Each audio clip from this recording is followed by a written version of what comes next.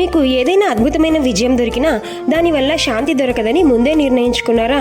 మరి ఇటువంటి మానసిక స్థితిని గెలవడానికి అర్జున విషాద యుగంలోని ఈ 31వ శ్లోకం దారి చూపిస్తుంది. కేశవ, నాకు అన్ని విపరీతమైన సూచనలుగానే కనిపిస్తున్నాయి.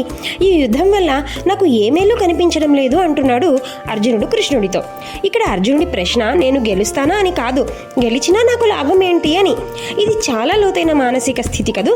మన జీవితంలో కూడా ఒక ఉద్యోగం కోసం పరిగెత్తుతాం, డబ్బు సంపాదిస్తాం, ఒక లక్ష్యాన్ని చేరుకుంటాం. కానీ ఒక్క క్షణం ఆగి ఇదంతా సాధించిన తర్వాత నాకు నిజంగా శాంతి వస్తుందా అని మనల్ని మనం ఎప్పుడైనా అడిగామా? అర్జునుడి విషాదం ఇక్కడ ఒక ప్రశ్నను మన ముందుకు తెస్తుంది. విజయం మాత్రమే కావాలా, లేక విలువైన విజయం కావాలా?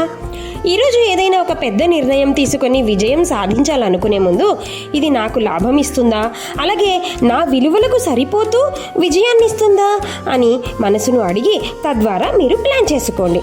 అప్పుడు విలువైన విజయం మీ సొంతం.